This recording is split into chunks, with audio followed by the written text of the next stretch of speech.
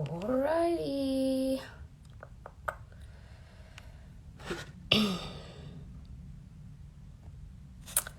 Okay, everyone. Hello. We're just gonna wait for everyone to join. And as we invite all of our guests, then we will start our live.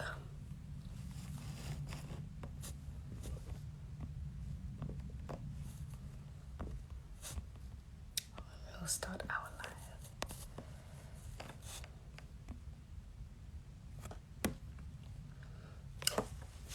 I see one of the speakers has already requested, and I will invite you in soon. I'm just going to wait and see if I can get all of you to kind of request at the same time. And then we can have everyone on board and I will start the live. It's exciting. Okay, there we go.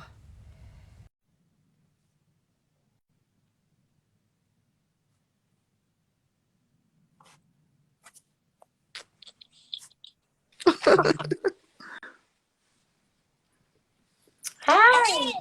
Hello. This is Agnes. Oh, Agnes is here. And then I think we're just waiting for Alice. Great. Let's see. Just have my notes. Hello. Hi. Hi, I think we're just waiting for Alice. Miriam. Sorry? Okay. Yes, we're just waiting for Alice and then we can all start. Okay.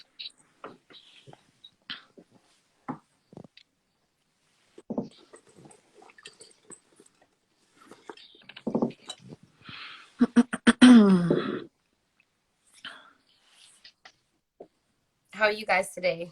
Oh, we're fine. I'm fine. I'm fine. Yeah. Your answer. I was just answering for all of us. We're fine. Agnes, we can't And see how your are face. you? Oh, I'm great. Yes. That's I'm great. good. That's I'm saying, good. Agnes, we can't see your face. Oh, you can't see me. No. There we go. Okay. Here we go. I think we're just waiting for Alice and then we can begin. Just give her a little bit of time.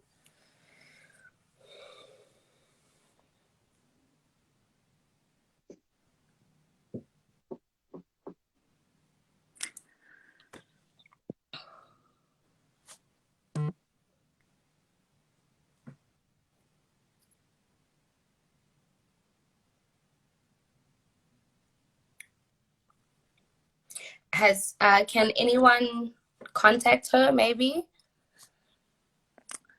Well, yeah, okay. I'll try to get in touch.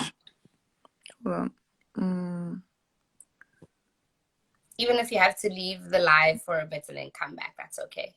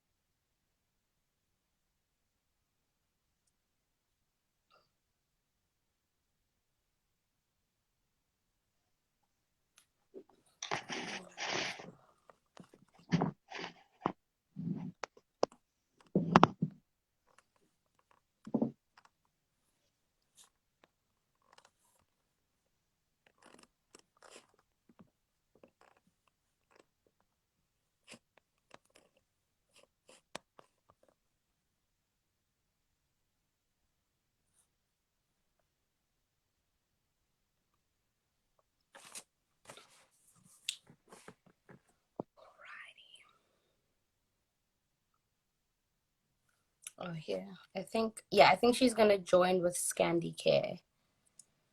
So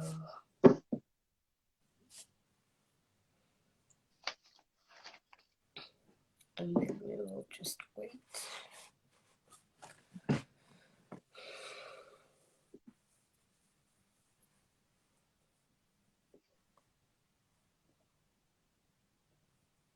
Is she requesting?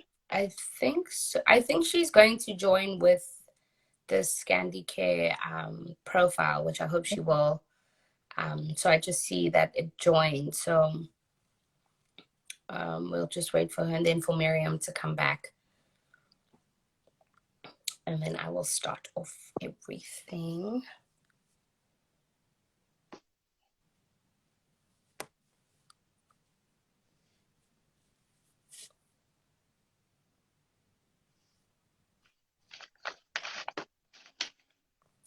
Cool.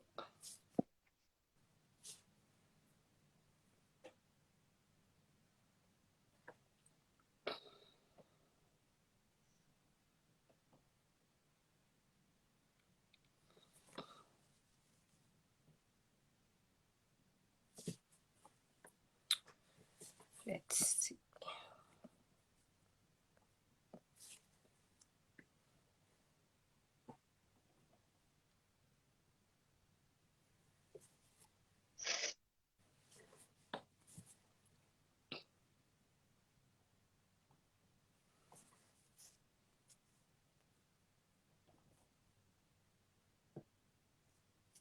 Okay, I think everyone is here. So let's just wait for them to join and then we can begin. Okay, there's Alice. Great. Yes. Here we Alice. go. Hi, Alice. Hi, Alice. How are you? Welcome back. Good. There we go. Yes. Great. Welcome, Oh, Alice. Welcome back. Awesome. Now we have everyone here. Okay, Yes. great. So we can start. Yes. So I'll start with an introduction and then have everyone introduce themselves. And then we'll take it from there. Is that okay? Yes, that's fine. Hello, everybody, and welcome to our live session today. I am Kristen Faith Holmes, the founder of Faith Foundation, and I'm joined by three amazing women. And we're here, we're going to speak about the Global Menstrual Hygiene Day, which is actually on the 28th of May this year, 2022. And just to give you guys a little bit of a background before I have my guests introduce themselves, Menstrual Hygiene Day is an annual awareness day to highlight the importance of good menstrual hygiene and health management at a global level. It is the 28th of May because the woman's menstrual cycle, is actually known to be 28 days. And why it's on the 5th of May is because on an average of 5 days is when women usually have their menstrual cycle. So that's why the day is on the 5th month of the year. So as you have that little introduction of the importance of Menstrual Hygiene Day, I'm going to allow our wonderful guests to introduce themselves, and then we'll get this live started. Yeah, I can get started. Hello, everybody. My name is Mariam Kapia. Hi. So should I start? Yeah, sure. Yeah, okay. My name is Mariam. I'm a nurse, specialized in mental health. And I'm a part of the ScandiCare team, Norway. And I'm happy to be here today. Thank you. hello. My name is Alice. Hi. No, you go ahead, Agnes. Okay. Hi, everyone. Hello. Hello. Hi. My name is Agnes. I'm so glad to be part of this noble initiative that addresses matters of menstrual hygiene for the persons living with disability, and especially learners with the special needs, those who face various challenges due to disability. Amazing. Welcome all. My name is Alice. karaoke. I work as a mental health nurse in Norway, and I'm the founder of ScandiCare. Founded the year 2020 December. So we have been in operation for roughly 1 year, dealing with menstrual hygiene and of late physiotherapy for persons living with disability. Wow. Yes. That's amazing. Thank you so much. Currently in Kenya. Yes. Mm-hmm. There we go, viewers. Thank you guys very much for introducing yourselves. So basically, our live today is that as much as we know, period poverty is a real struggle, not only in the countries that we come from, but in many, many countries across the globe. We also want to celebrate us as women who actually menstruate with difficulties, with whatever challenges we may face. At the end of the day, we're women, we're strong, and we still have the ability through our menstrual cycle to give life on this earth. And I think as much as we all have the negative connotations, there are a lot of positives with our menstrual cycle, and we can celebrate that. So to kick off this live, we're going to have our wonderful guests and women share just a little bit about menstrual hygiene, and they all have different topics that we're going to speak on. After each woman has spoken, please feel free to put your questions in the comment section, or just anything else you'd like to share with the other viewers, and we will read comments at the end of our live and share any information that the viewers would like to know, and share more information on our foundations, and you guys can gladly be a part of. So let's get this live going, and let's all be here to be educated and to learn from each other and to grow, and to shed awareness on this beautiful day. So now I'm going to hand it over to Miriam, who's going to start it off for us, and then we'll take it from there. Thank you so much, Kirsten. Thank you so much. Yeah, so I just want to say, like, in advance, because this is a global initiative and on behalf of the Global Menstrual Hygiene Day, so congratulations, ladies, in advance. This is really great because we all come together from, you know, different countries just to spread this awareness, and it's so important.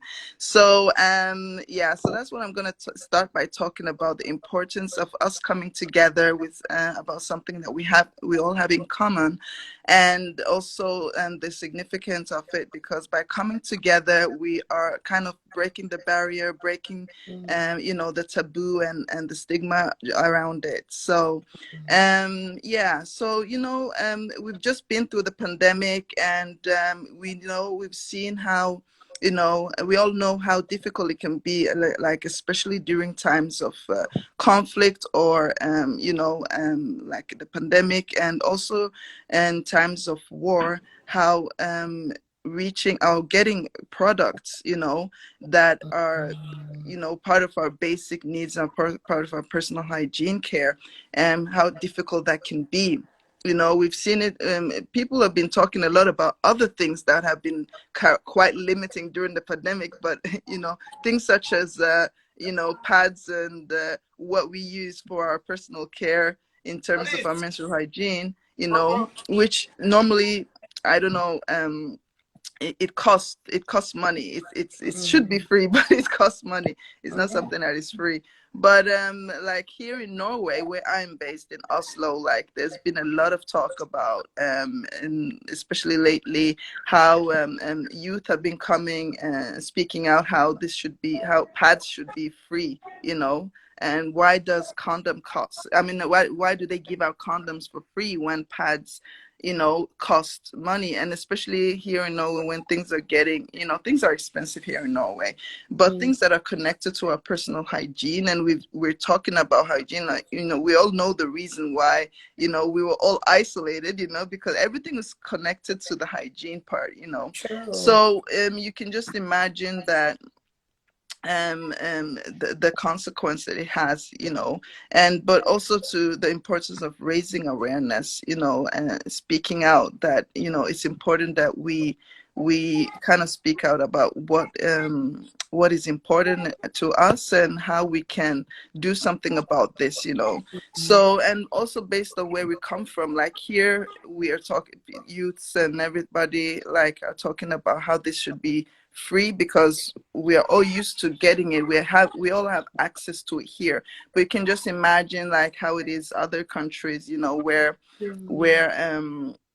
the period poverty is more of an issue when it comes to related to poverty, related to, you know, um, just women being in areas where they don't really have access and where they don't really have the money to buy products. So it's important that we just kind of talk about this and share experience and see how can we, you know, be of help for each other, and just raise the awareness of period poverty and also what is going on in different areas around the world. Yeah. So yeah, like here in Norway, even as the newspapers were talking about this issue of when the youth were demanding pads for to be like to be cost free. Even local chain stores like Kiwi has been, you know, supporting this act, and UNICEF Norway has also added are also supporting this campaign, so that we hopefully will see some changes really soon, you know. So that's the plan. Yeah. So yeah, I so think, that's what sorry, I Miriam, to stop you there, but I think that's really amazing that these branches are also jumping on to the movement, because I think sometimes if we can get the store, like the stores that do sell yeah, products, to kind of yeah, like, you know, support our movement, it kind of makes it like our voice is a bit more effective, because if a store where you actually purchase, you have to buy something, is willing to support the movement to be free, I mean, that just shows you that, like, you know, like everyone is willing to make a sacrifice, and that's what it yeah, is, right? yeah, yeah, You have to be willing to yeah. make a sacrifice. It's not like if they lose pads, maybe that the whole store will fall apart and break down. But I think it's stores Yeah, seeing the importance of why we're fighting for it to be free. yeah, Yeah. yeah. I love that point. So yeah, so we see, you know, how you know, just having one voice, um you know, it started with somebody just uttering out like, you know, a thought about this, and then how change stores are coming, you know, and UNICEF in Norway are coming. So it's effective, you know. Sometimes we think if we don't speak out, you know, or what are they going to do, maybe they will write about it in one incident and then people forget about it. But it's all about, you know, standing our ground and see what we can do. Yeah. True. True. Yeah. I like that. I like that. So yeah, and let me pass on. Yeah. I don't know what else I can share. I know that, you know, it's talking about like it being a global thing, you know. I was even reading about how in ancient times, like in Egypt and stuff, they were using actually kind of tampon um something like a tampon like made out of papyrus fibers. Oh, wow. Yeah, and it was so amazing. I was like, yeah, what did they use in ancient time? Because I was like just curious.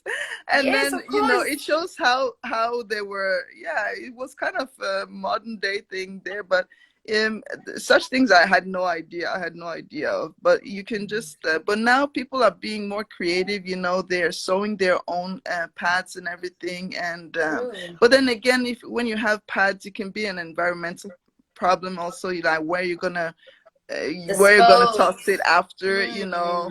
And the fact that of the taboo, you know, we all know, well, we don't know, but you know how the blood, you know, in there's a theory about how period blood have been used for like certain types of rituals in in certain day. 100%. Yeah, No, yeah, you And so, and when we're talking about stigma and all these things, there's a lot attached to it, superstitious things attached to it.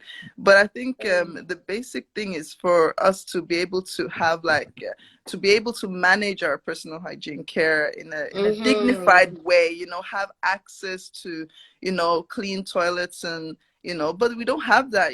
The reality is that we don't have that everywhere. So we just have to acknowledge that it's not the same everywhere. And in a time where it's not being offered. Yeah, you exactly. know what I mean? It's not being offered. Yeah. And in a time where we are talking about environmental challenges, everybody wants to go green, everybody wants to, think about the environment. So we also need to think in that direction, like, in terms of management, and hygiene. Yeah. Can I just say something in Yes, that connection? Yes, I'm just thinking that maybe in that connection, when we are talking about environment, and then Mariam, you can add as to why, or Agnes, since Agnes, you are on the ground, and we have been Yes, I am. distributing the menstrual cup. So that part would also be very important, because the cup, that is why we chose the cup. It is important to hear what the impact that cup has had, especially when it comes to girls living with disability and our beneficiaries. Sure. Yes.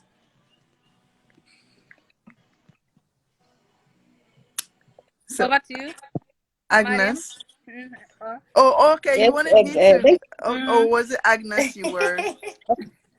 Yeah, I can talk about it. Pardon? Yes. Yeah, well, I know that, like, in ScandiCare, like where we are focusing on girls with disabilities, we've started a great initiative when it comes to distributing menstrual hygiene cups. We don't even have those cups here in Norway. Like in UK, I'm sure in US too, they do have the cups. Yeah, we're a bit slow. Scandinavia is we always get things. We'll get there. So anyway, ScandiCare has taken a great initiative to actually reach out to girls with disabilities, because one of the great problems or challenges is actually that girls stop going to school because it becomes an embarrassing thing. Some girls, like when they reach that age, when they get their period, they just stop going to school because they just don't want that embarrassment of getting their private bleeding, and then everybody sees it. So we all know how embarrassing that can get. I don't know about you, but it's important to also just say that it's become embarrassing because people are not educated around your menstrual cycle. And I think if education was implemented in school environments to the boys and girls, not excluding the boys, it wouldn't be embarrassing for you to get your period at school. But we might find that instead of it being a shocker or people are bringing each other down, it's more of a helpful thing, more of someone saying, oh, you started your period. Imagine the boy child actually saying, oh, you started your period, can I help you, can I walk you to the bathroom, can I cover you, are you feeling, or maybe giving you, saying, oh, do you have this sort of menstrual product that's going to help you in this way. And I think that's what's important, is because to break the embarrassment is to teach our young children the etiquette of going on your period, the education of your period and what it really is, because the stigma of it being dirty and negative and all these other things creates that embarrassment around your period. Yeah, I think what you're saying about education is so important, because even here where we have the education part, it becomes an embarrassment, and sometimes girls we don't really pay much attention. Like, we go to school, but it becomes more like, oh yeah, we come to meet our friends in school and everything. But when it comes to those topics, we're like, oh my God, do we have to talk about this? And sometimes they even divide girls from boys just to stop that embarrassment. And know. And but I remember very much like when I was in school, when before we learned no when we learned about this, we had a certain teacher. She was like, you know, explaining how explaining it in a positive manner. You know, the way she explained it, it was like you're reaching like a peak, you know, in your life where you're just advancing as a girl and you're becoming like, you know, it's like a promotion. And I bought it. I like I bought it, you know. That was before Yes. I got it, and I was like, oh my god, what a like it's an honor to get your period. Yeah, I will never forget my primary school teacher Venkere. She was from Stavanger, and she so she had this Stavanger dialect, and we were in Oslo, but she explained it in such a way. And I remember short period after that, I got my menstruation, and then she was the first person I told. She was I ran to her and I was like, guess what? I just got my I had no idea. I had no idea. Like, you know, you don't, you know, they don't tell you about, yeah, you know, um the other stuff, you know, like the, you know, the lower back pain, the bloating and the sore breast, the food cravings. I mean, there's so much that comes with it, but if you were to tell a child all that, it would be kind of scary. But in a way, the way she told me, it was like I thought as in like, oh yeah, finally. And she wasn't actually the first person I told. It was my father, because I was a daddy's girl, and he was like the first thing I noticed. He was the one I was like, daddy, like this blood, what is this?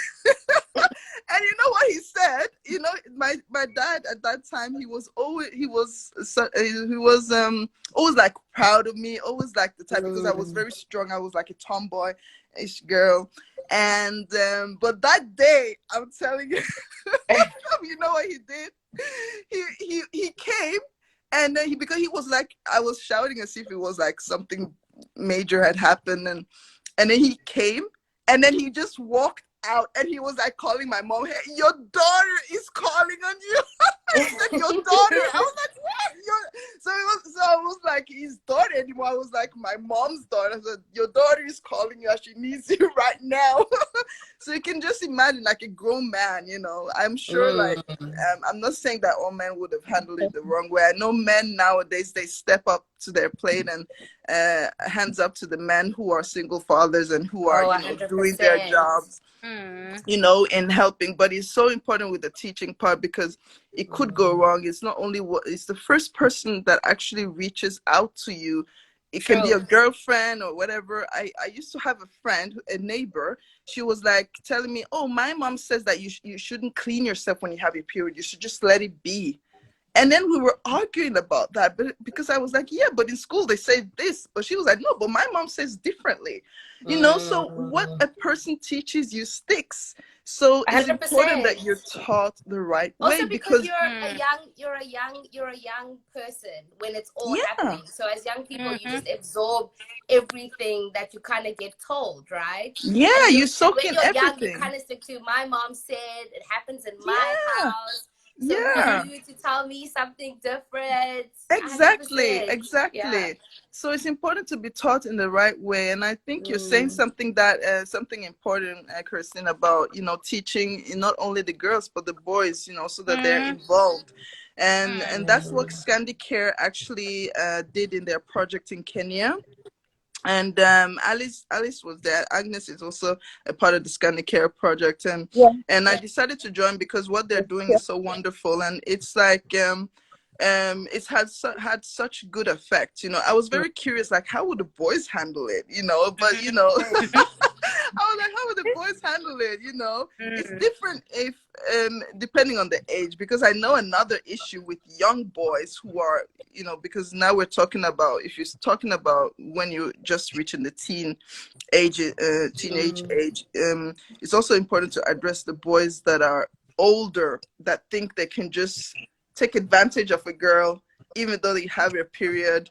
You just have, you know, sex whenever, you know. It's important that you really stand your ground as a woman, and you know, 100%. Say, you know, Yeah, speak up, because it's the boys don't they don't like it's your body, you know, and it's your Yeah. period, and Yeah. it's your personal hygiene. You don't let anyone, you know, step over that plate. So 100%. so you have to really, that thing about having confidence in yourself, not being embarrassed to speak out, you know, and also telling the boys how it is. You know, we need to put them in place when it's necessary. So, but 100%.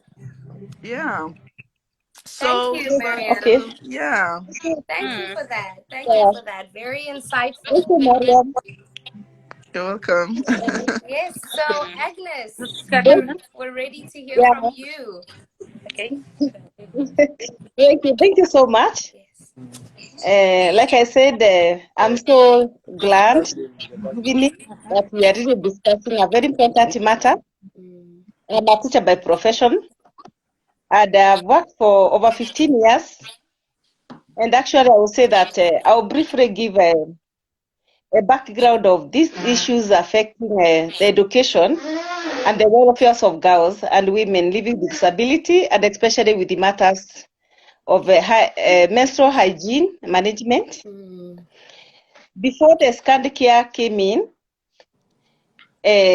being the person on the ground, I've witnessed caregivers and the parent really go through a rough time, and especially when their girls are menstruating. mm, Number one, there are so many factors that affect these families, and one of them is poverty. mm, You realize that a big number of persons living with disability and the children come from very poor background, mm, so that one speaks volume. mm, So it means that apart from not able to provide the basic needs for their families, the menstrual product becomes a challenge mm, when these girls are menstruating. I've seen so many incidences whereby girls have missed to attend classes because they're menstruating. mm, And not because that they don't want to come to school or attend classes, it is because they don't have anything, any menstrual product when they are menstruating. They just prefer staying at home because they have got nothing to use. mm, And if they have, sometimes they use very unhygienic materials. mhm, Very unhygienic materials, very weird things like they can collect anything that can be put under the pants, mm, they just use. And then we just imagine the health of those girls, Hmm. considering that their hygiene is really wanting because they really don't know how to take care of themselves. mhm, So I've witnessed a number of them, even maybe being taken to the hospital because of infections Mm. out of the materials that they have to use. Yeah. When you visit those homes, you realize that some actually live below poverty. mm, So then you wonder, if you're not able to provide for basic needs, what about the menstrual product? mm, One can decide to pick maybe a piece of mattress. mm, They can pick even they use the tissues. They have confessed that they have used tissues. They have used old clothes, and not that because they are washed so well, but it is because they have no any other option. mm, So poverty has really contributed to these girls miss classes and also a lot of truancy, whereby they come and just disappear. mm, Mm. There's also a lot of misconception surrounding menstruation, menstrual hygiene management. There's a lot of misconception. Like I have girls in my class who think that when they are menstruating, they are sick. Oh, wow. Wow. Yeah, they think that they are sick. Some will come and report to me that these are the guardians and the caregivers. They say my girl so and so will not be coming to school because this week she's sick. And then when you inquire further, you find out that it is not the sickness, but the girl is menstruating. Mm. So that one speaks a volume also. So it means that actually, and especially the caregivers, have not gotten the information, good information about menstruation. They are still living in their own world, whereby they have not had access to any information regarding menstruation. Yeah. So they are still living in another world, whereby if you are menstruating, then you are sick. If you are menstruating, that is, you are under shame, because they have never associated menstruation with anything good. They see it as a dirty. They feel it is a dirty thing that should not even be spoken about, that you should not even share that information with anybody. You should even not tell the neighbors that your girl is menstruating, according to the culture. And so many people are living in this very deep retrogressive cultural practices, whereby they feel that a woman who is menstruating cannot stand and speak, because some of they are not worthy, they are not clean, they are not supposed to. True. Yeah. So when we talk about menstruation even to the caregivers and the parents, they're like, no, that issue should not be discussed in public. If we have to discuss about menstruation, then we should go to an enclosed place, and then we speak in low volume, in very low volume. We don't speak it like you raise your voice about it. No, this is not something that we should speak. And again, it's not something that even men should know about it. Like they can't share with their dad if their girl is menstruating, because this is something for women and for girls alone. It's Yeah. not something for dads. It's not something for brothers. So that is also a big challenge that we are facing.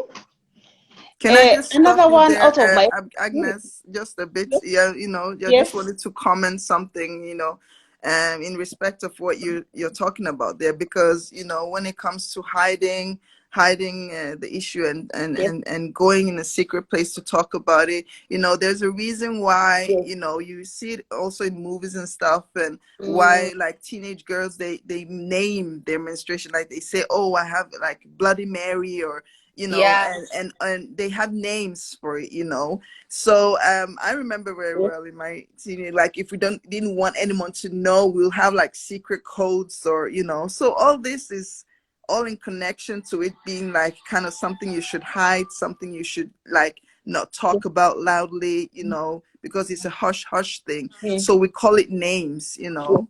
I don't know about you, Kirsten. I don't know if you had any I mean, names.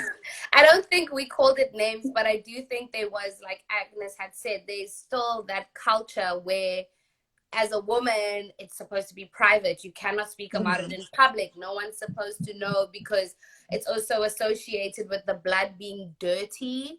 So if it's something dirty, you can't go out and share it with everyone else, you know. yes, And that's what yes, happens in a lot of cultures still today.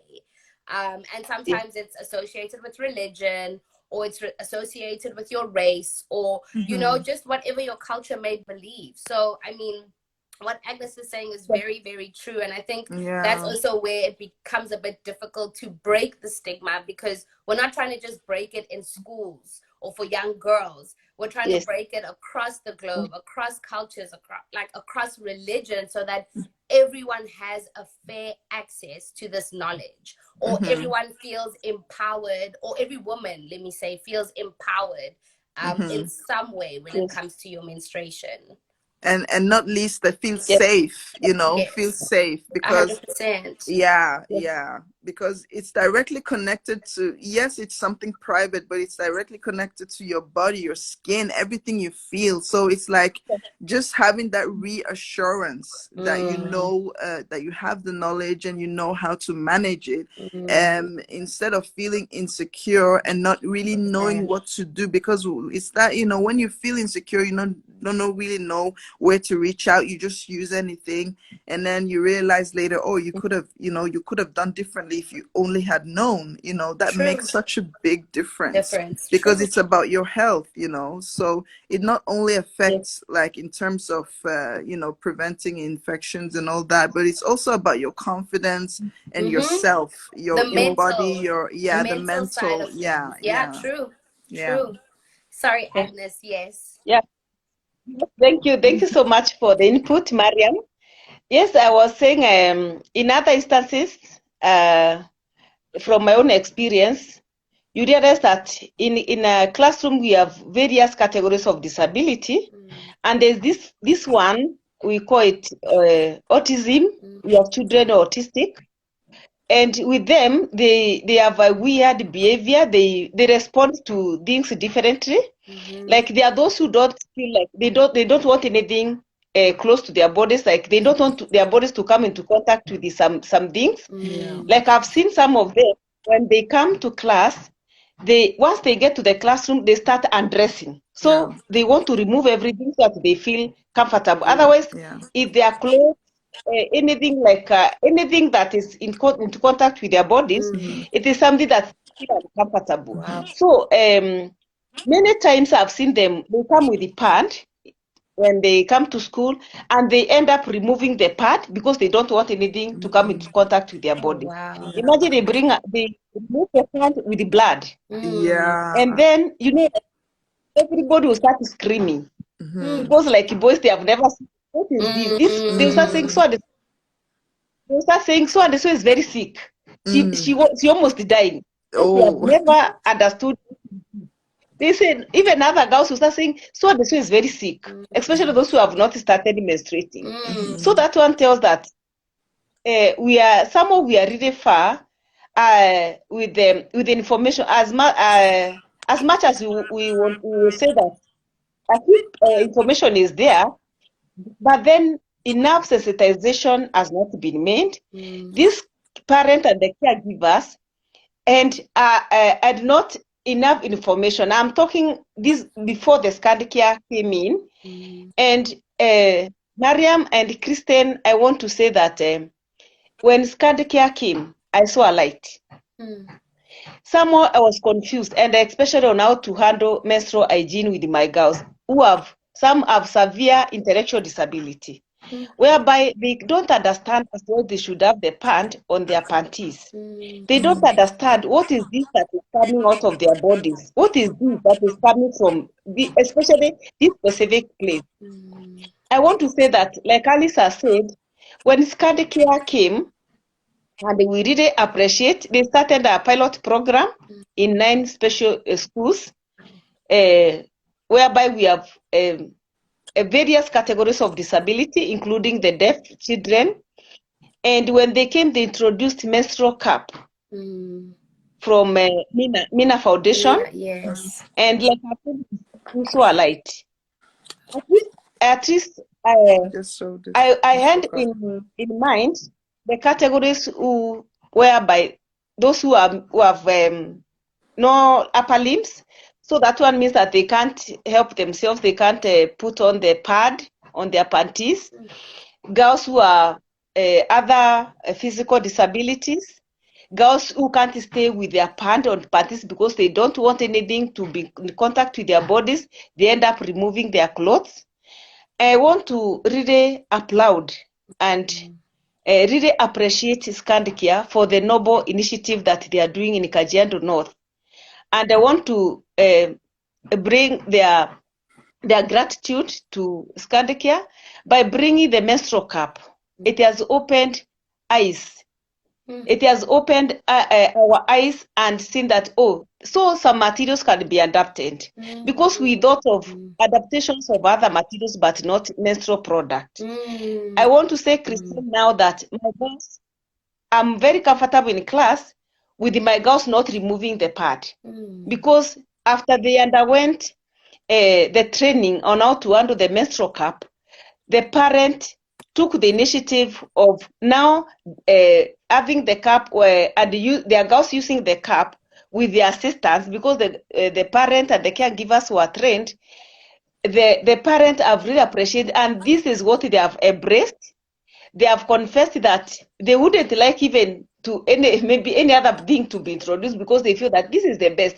In fact, it is also a relief to us, because like the girl who used to remove her panty, she no longer does that. Even I think by yesterday she was menstruating, but you could not tell. It is only that we got the report. That's powerful. And it was, I felt like, yes. So that is what ScandiCare is doing. And because of the stigma that is associated with the menstruation, we have also taken a further step to educate boys. because we feel that this thing is not a woman, a girl thing. Boys should know what girls go through. Yeah. Apart from learning theories in classroom, the content about adolescent and the physical changes. Let Very them, true. yes, let them know that once they are sisters, once they are where they even their wives' future, let them know that even they were born because of their mothers they were menstruating. Yeah. Let them understand that this product that women and girls use when they're menstruating, so that we try to narrow the gap that is there between the women and the men and boys, so they don't refer to menstruation as women thing. Let them also be part of it. Let them be part of it so that we narrow the gap. And by narrowing the gap, then you'll be able to fight the stigma, the menstrual stigma, so that women will not carry their product hidden under their armpit because they don't want people to see that they are menstruating. Yeah. Then we want everyone to be proud of.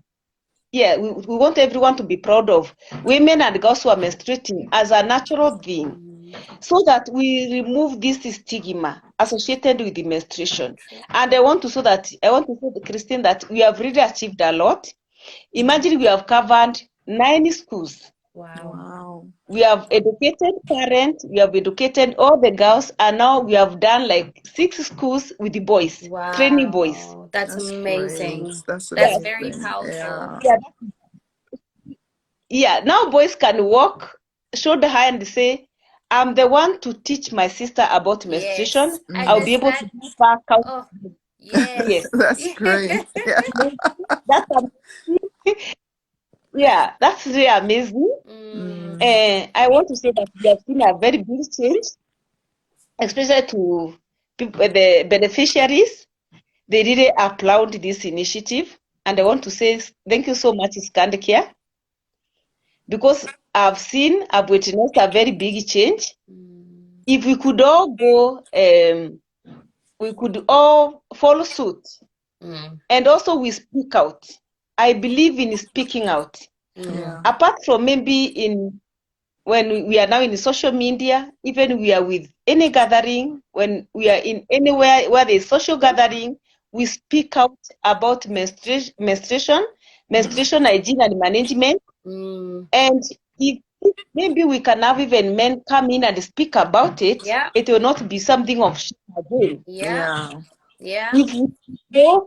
If we involve the other gender, it will be we'll try to eliminate this shame of menstrual hygiene, so they'll see that everyone has embraced it. It is something that can be discussed in public. It is not women, girls being, but it is for all of us, because in one way or the other, it is affecting both the sex, both male and female. That is so true. So I feel that we have a lot to do.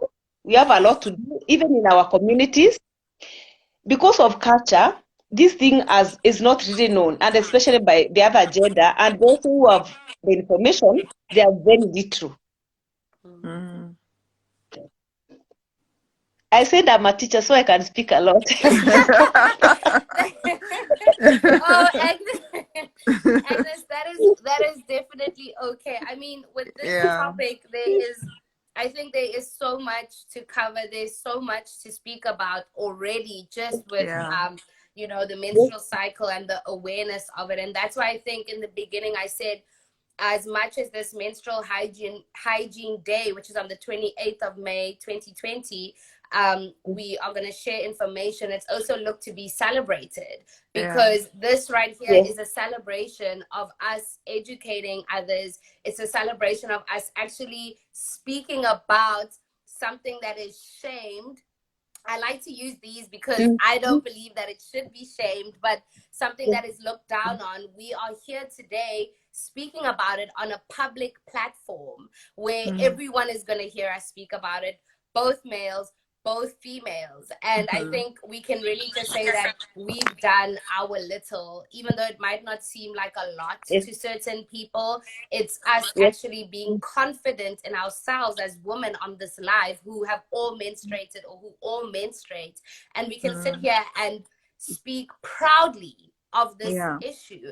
And I think we're really creating a great awareness space for everyone watching the live, for everyone that's maybe going to watch the live, to go out there and say, okay, wow. I mean, I saw a comment, which we will read the comments at the end soon, but I did see a comment from a male figure, and he was saying that I hope all the men on this live are taking notes, because it's true. You know, Yeah. as a man, if you tell one man or you're comfortable speaking about it, imagine how many other men you can help speak about it, be comfortable about it. And I think that's the thing. Men should, we're not telling them that we want you to know because I go through this and it's about my body, but it's like, we want you to know, to be comfortable, and then help us educate everyone else. A man can be an educator on the menstrual cycle. You know, we're not women, and we should only be speaking about it. Men can also educate other women. Men can also educate other men.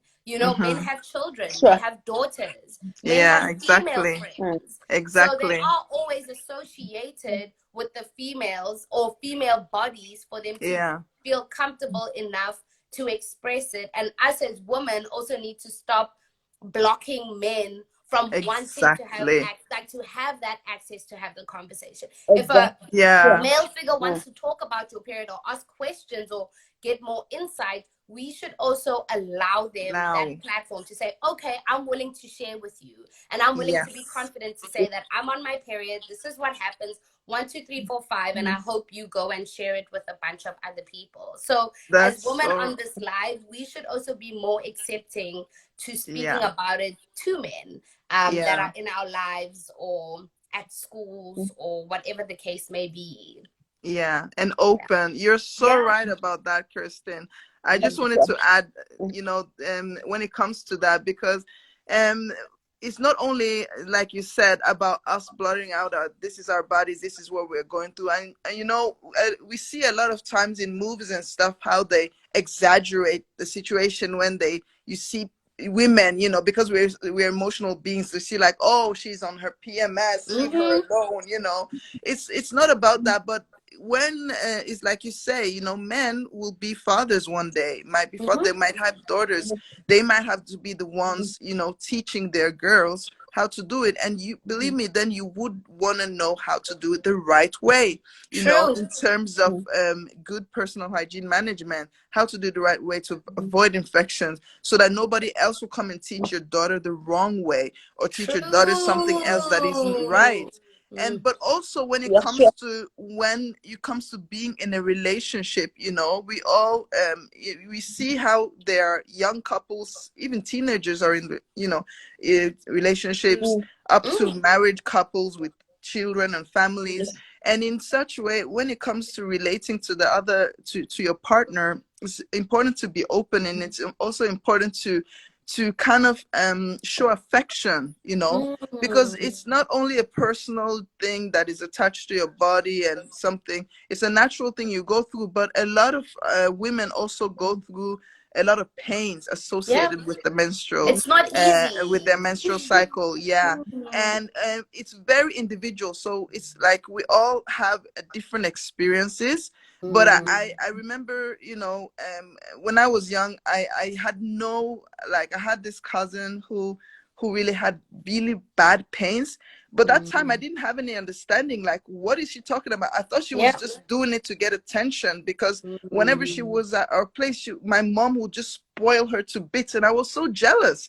I was just so jealous of my mom, like, treating her differently and so much better every time she came to visit, because I was like, oh, so I'm not getting any love, but she's getting everything she wants, and blurting out about her PMS or whatever, because I didn't have the same pains. I didn't go through the same. But having that understanding that when somebody else is having it, be there to listen. What are they going through?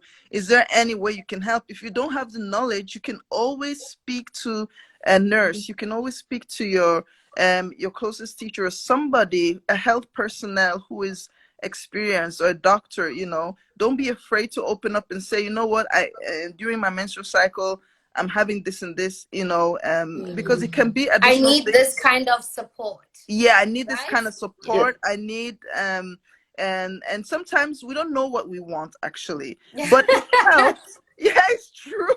You might be in need, but you don't know that you need it until somebody, but True.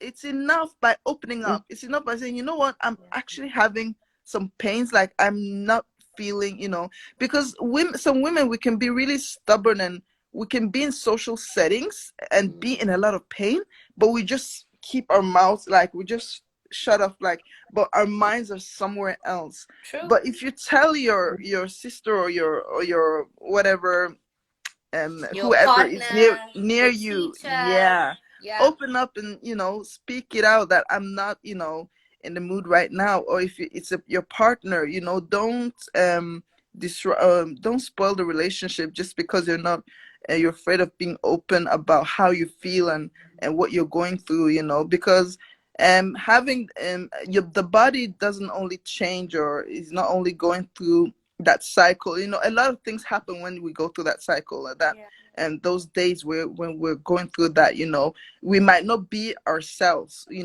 can Yes. be a bit out of balance, because Yes, true. hormones are Because your rising. hormones are already out of balance, Exactly. right? Yeah. So it's not about Yeah. that we women are so difficult to handle. It's about, like, how is the world, how is the other person also responding to what we're going through? Because yes, it might be that we have our menstruation, and we can be a bit tough because we're going through a lot, but we should also be attentive, not only attentive to our bodies, our skins.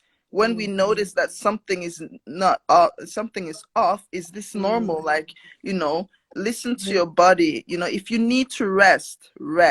If you need Yes. to, if you can't be in a social setting or an event, or with your friends, take that time to take care of Of yourself. yourself. True. There's nothing wrong with that, Yeah. because you can just imagine, the consequences in the long run, and so self-care goes a long way, in terms of personal hygiene care, and True. yeah. So, but then you can just imagine how, complicated it can be for us, how much more complicated it can be for those who with with what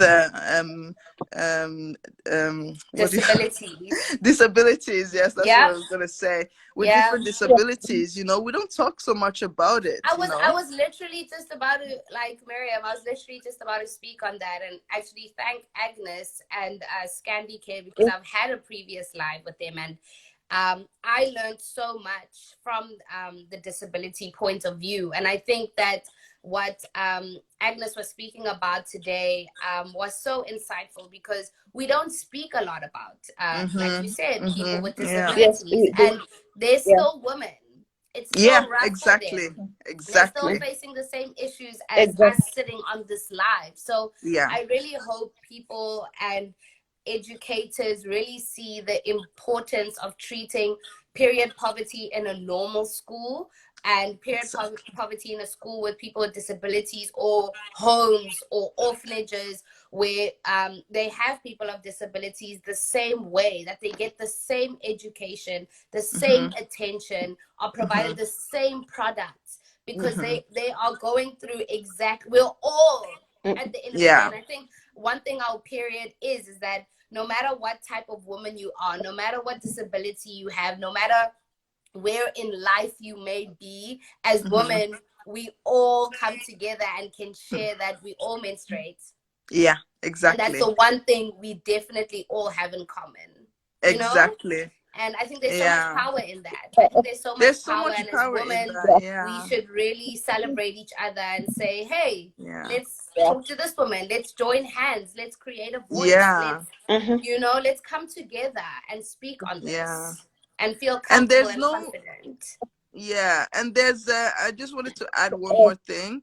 There's no shame in not knowing. Yeah. There's no shame in, you were saying, I'm a nurse, but I've never had to deal with people with disabilities. Yep. I've treated a lot of different patients, but never worked with. So that's why this field was kind of a curiosity thing for me. Like, I was like, yeah, but because it's like but you shouldn't be ashamed of like saying, you know what, I actually don't have the knowledge, you know, and be open and not ashamed about it. Because when you're open about it, that's when you can open up learning, like That's when you Agnes was learn. saying. Yes. Yeah, Agnes was sharing her experience with the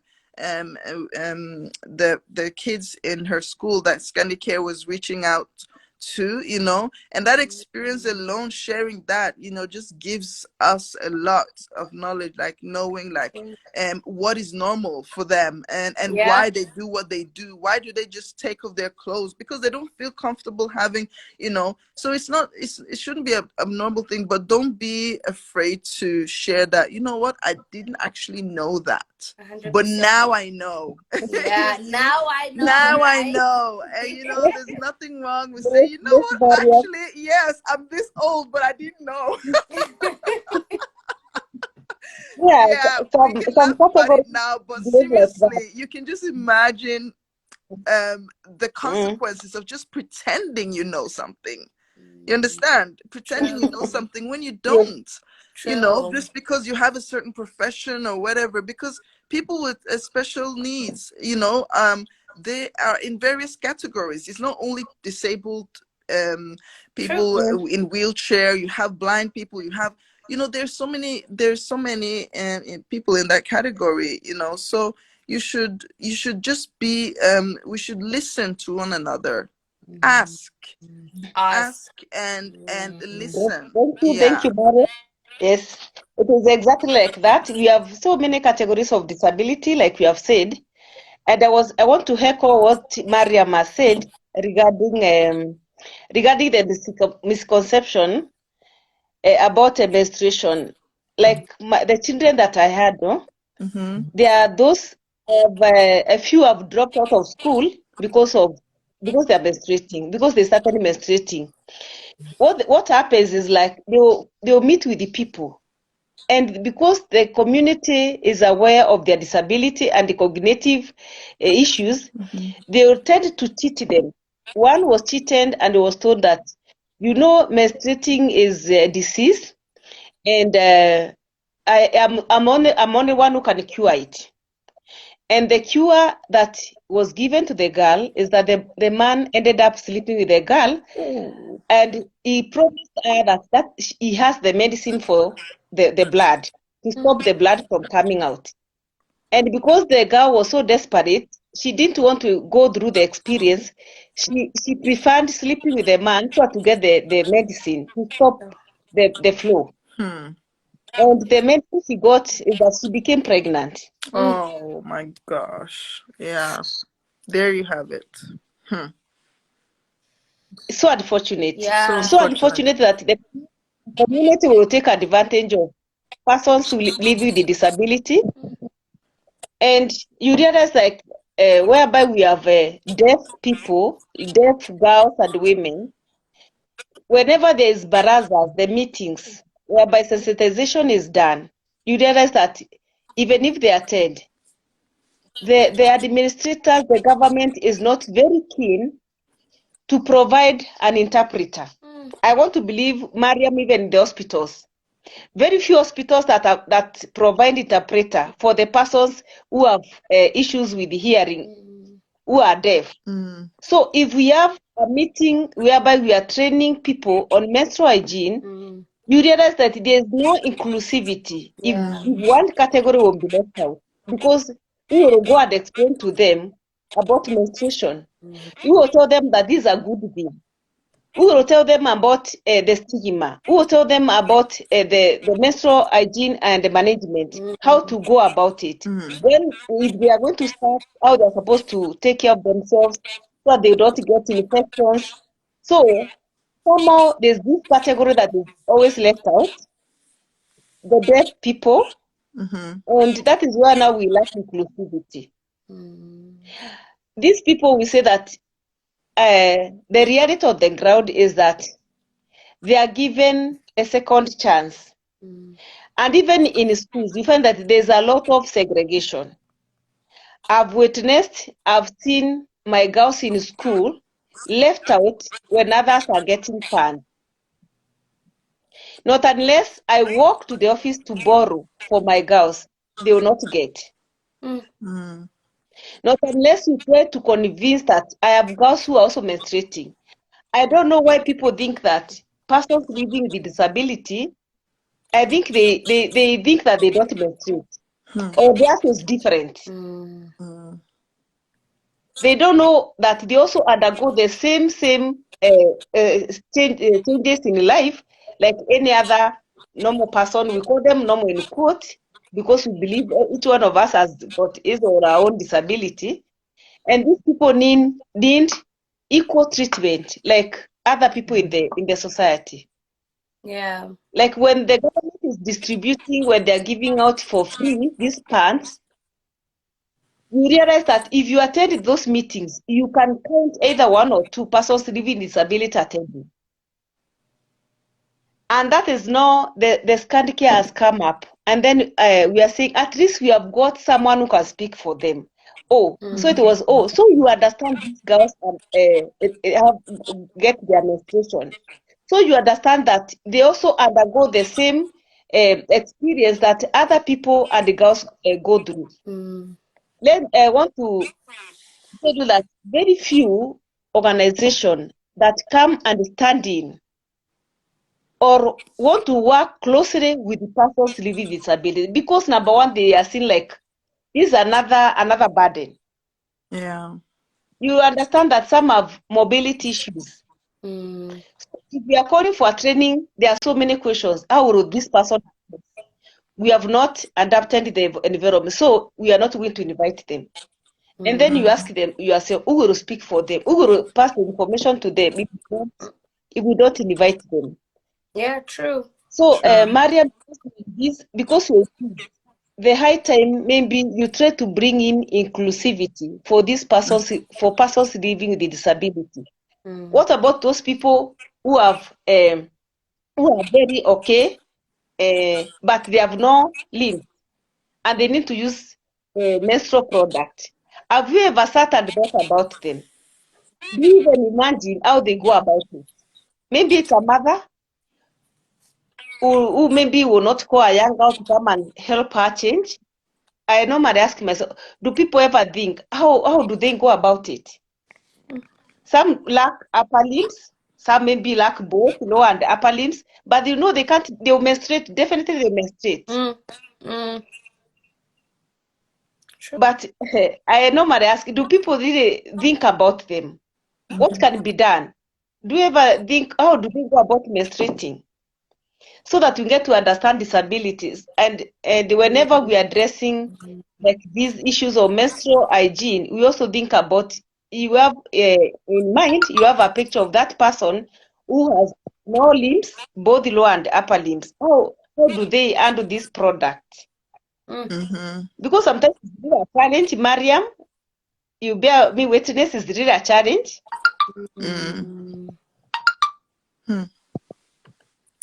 Sure, and that is where we are. Wow. That is where we have we are close. We are working with her closely. She's visually impaired and at the same time physically impaired. Wow. She's visually impaired and physically impaired. Her upper limbs don't function. Wow. And when she gives her experience, you if you listen to her experience, you just pity her. You sympathize with her. Yeah. Wow. I hope everyone on this live is really, yeah, taking a lot from this, because Agnes, what you're saying is very powerful, and it's really something that we need to be thinking about in all countries, that are facing period poverty. It's great that we're fighting for period poverty for girls in normal schools, but it's even more powerful that you're bringing up what about the girls and the women in disability areas, or in schools. And I think what the great joy of that comes with a lot of education, You will also learn to understand people's disabilities more and what other people are going through despite menstruation still, but also be able to be educated on the different disabilities people may face and how much harder they may have it, and be able to sympathize with those that are facing all these challenges. And I hope that Faith Foundation can really learn to adapt and help girls with disabilities, because they're just as important. And yeah, it's powerful what you're saying. It's really, really powerful. Wow. Giving us a lot to think about, Agnes. Yeah. Thank Yeah. you for that. So Actually, it made me just remember, like we have this channel called NRK in Norway, and after there's been a in terms of inclusivity, there's this dance that they made that's called Blime, where they include children in especially primary schools and everything, but they included also like it's been a lot, they've been hitting a lot of including like the Samis, and including um, people with disability in this dance, so that you see how normal children interact with people with disability, and also people that are yeah, all kinds of people, you know, whether it doesn't matter what race or where you come from, included in this dance that became like kind of, and blime means join in Norwegian, and they have different artists that sing this song. So they've been doing that. I think, I don't know when it started, a couple of years ago. Especially during the pandemic, it became very popular. But in respect of this dance, when they included this girl that had disability, she's sitting in a wheelchair, and this is the same girl. I just can't remember her name right now, but she was also interviewed. There was Norway held this disability summit together with Ghana, or they hosted the disability summit together with Ghana a couple of, I think it was in February, which ScandiCare joined. I represented ScandiCare, and I joined that summit. And when this girl was interviewed, and they asked her like, how did you get this job from NRK channel? And she was like expressing how she actually has always been independent and managed herself in terms of her economy. She's never had a job before, like, or been hired by somebody before. She's always been her own, like done entrepreneur projects, but she's been linked to the Norsk Handikapforbund, like Norwegian handicap organization. And she's become very popular, like after joining, being interviewed on that summit, joining this Blime dance. And then there was there was a program where different children could ask her questions, any questions. And then some children, they were like curious, like, how do you use the bathroom? Somebody asked, you know, because people that are not familiar with people with disabilities, they wonder. You just see a person with wheelchair rolling around, but you're like kind of curious, but you don't know. But this was a situation where they opened up, like you could ask any question. And then she was very open. She was very open. She's actually originally from Sierra Leone, but she's been here, like I think since she was a child. But she was just showing, actually she demonstrated it yeah, she said, because you have the disability toilets, or yes. yeah, that are kind of so she was just showing how she uses it, and I kind of pinpointing in that the wheelchair is just a tool. She's not like, she's not attached to the wheelchair. You understand? And I thought that was such a great point, that she's not attached to the wheelchair, but it's a tool that she uses to get around, you know. And the way she said it, and the way she explained it to that girl that was asking, because anyone could ask any question, but I think the fact that they could just ask, not directly to her, but she could just read it, and then she just explained to it, and they would show it. And she just decided, instead of just telling, she would demonstrate, this is how I actually use the bathroom when I'm in a wheelchair. Yeah. So I thought that was such a, that's very amazing. yeah, that was such a great thing. And it showed like it's a program that they have different programs for different age groups, and it actually shows how including others that are not in the same category or that don't have much knowledge, how it's important to kind of including, you know, including them in teaching, and including also them in awareness, you know, of how people actually live, what is the reality, you know, and that you just shouldn't be afraid of asking. Yeah. So just the thoughts when you was talking about this girl with this impairment, because you start asking yourself, but then you might not want to ask, you know, and you understand. And I you think will that's be why like, it's you'll so be like, important. wow, how do they manage, how do they live? And I think it's so important that we had Agnes on this live, who was able to share with us the things that maybe we've thought about but no one really wanted to ask, or you know, maybe, but she's given us great information. Thank you. Ladies and gentlemen that are watching this live, we are coming towards the end of our live session, which is on Menstrual Hygiene Awareness Month this month. And what I'm going to do now is we're just going to read through some of the comments that people have said.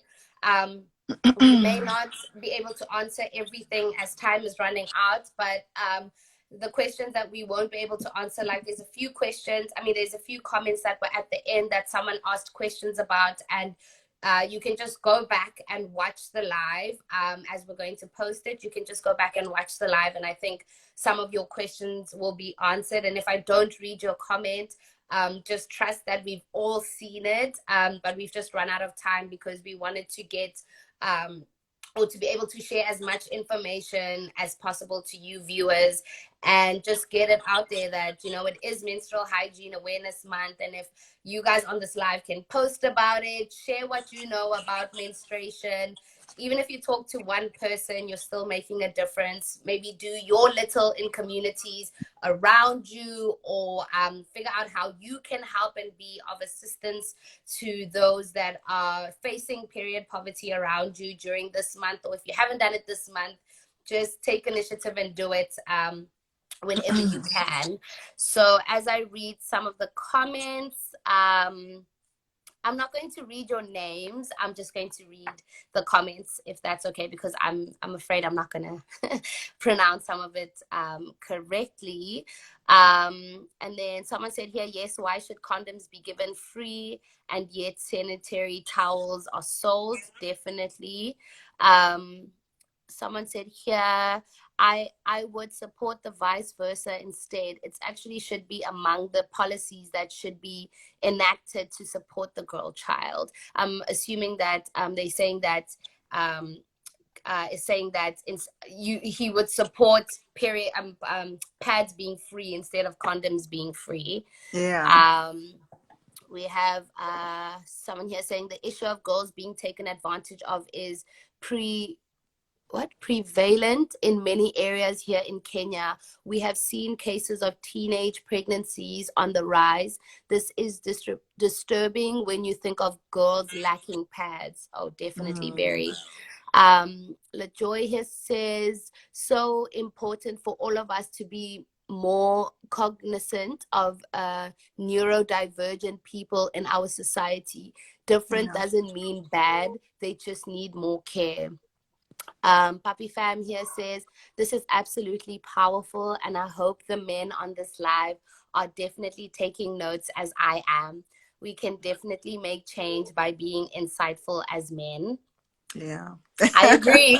I agree. And then we have Claire here saying discussion about menstruation should be normalized.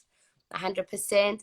Papi Fam again says it's very powerful to be in the presence of women like this who have stepped out of their comfort zone to start a change. Thank you for that. Chidi here says, yes, Miriam, 100% to self-care.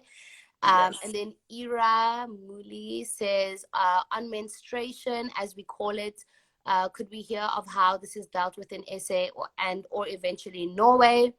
And then he says again, and if possible, could the issue mentioned earlier on condoms being given free, why not the cup support for the ladies?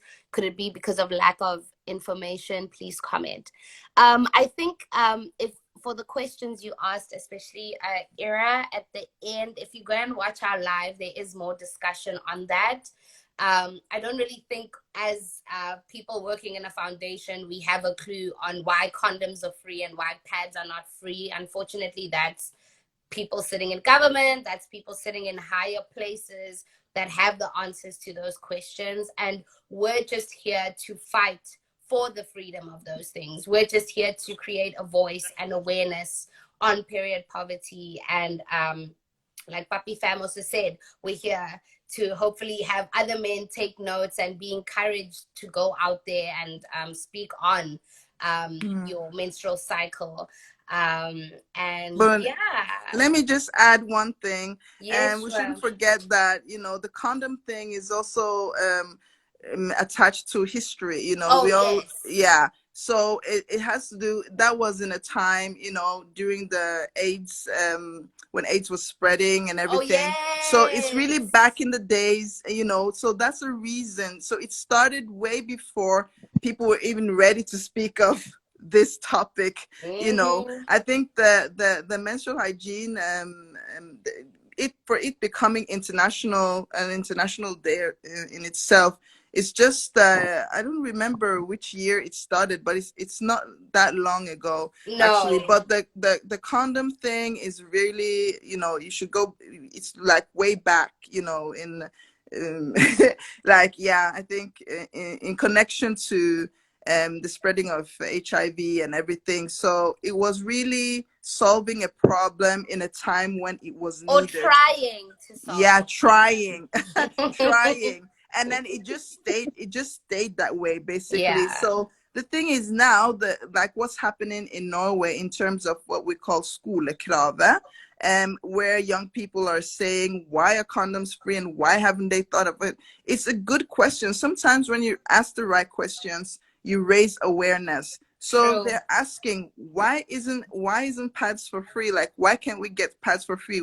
Why don't we have like an automatic machine where we can just get free pads and take care of our personal hygiene care, and and why are condoms for free? So it's not really about putting condoms against pads, Yeah, but it's true. about somebody creating that and as an awareness and asking that question. And Yeah, when you think about it, you're like, yeah, why? Exactly. So true. I think what Kiwi has done and UNICEF Norway has done to support this Skolekrav campaign is really great. So hopefully we'll see a change in Norway.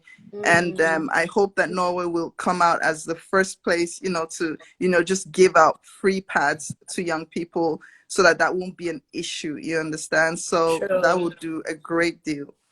True. Yeah. Thank you for that, Miriam. So I'm gonna close off the live now, and I just want to say a big, big, big, big thank you to you, wonderful ladies, Agnes and Miriam. Agnes from Kenya and Miriam from Norway, for joining us today on this live and for helping Faith Foundation and everyone else that's on this live standing for period poverty create awareness. Just as much as we're speaking about it, everyone on this live is actually joining in on the awareness as you are here to get educated and possibly do your part in society today. This was wonderful. It was very insightful.